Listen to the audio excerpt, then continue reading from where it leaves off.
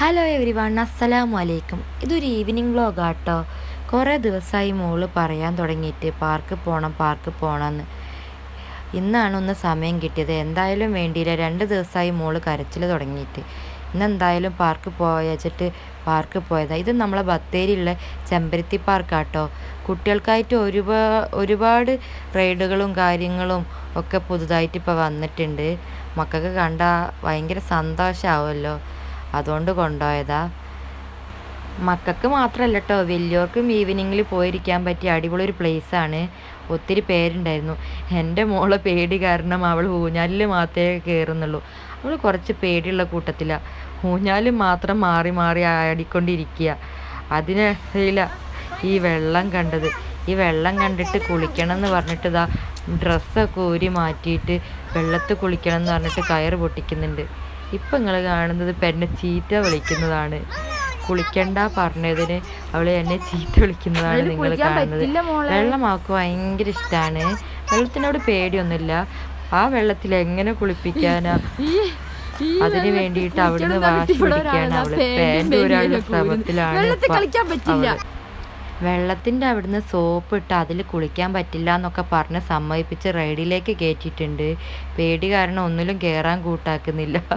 ഇവിടെയാണെങ്കിൽ കുട്ടികളൊക്കെ കളിക്കുമ്പോൾ അവൾ അവിടെ കയറി വെറുതെ നിൽക്കുക കേട്ടോ. ഭയങ്കര പേടിയാണ്. പേടിയൊക്കെ മാറ്റിയിട്ട് ഇപ്പം അതാ എൻ്റെ ഉമ്മ ഓരോന്നിലും മെല്ലെ കയറ്റിയിട്ടുണ്ട്. പേടിയുണ്ട്, എന്നാലും മെല്ലെ ആൾ അഡ്ജസ്റ്റ് ആവുന്നുണ്ട്.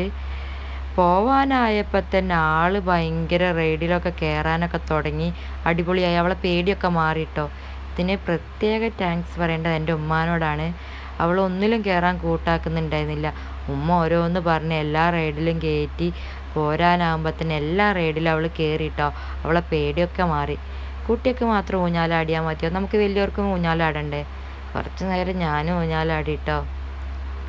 കുറേ കുട്ടികളുണ്ട് എൻ്റെ പുറകിൽ. അവിടെ ജിമ്മിൻ്റെ ഇതുണ്ട്, അതിലാണ് കുട്ടികളൊക്കെ കളിച്ചുകൊണ്ടിരിക്കുന്നത്. ഞാൻ ഊഞ്ഞാലാടിയത് കണ്ടിട്ട് ഇതാ എൻ്റെ ഉമ്മ അപ്പുറത്ത് പോയിട്ട് ഊഞ്ഞാലാടിക്കൊണ്ടിരിക്കുക കേട്ടോ. എൻ്റെ ഉമ്മ എൻ്റെ ലൈഫിൽ വലിയൊരു സപ്പോർട്ട് കേട്ടോ. പല കാര്യങ്ങളിലും എന്നെ സപ്പോർട്ട് ചെയ്ത് നിന്നിട്ട് എൻ്റെ കൂടെ നിന്നത് എൻ്റെ ഉമ്മയാണ്.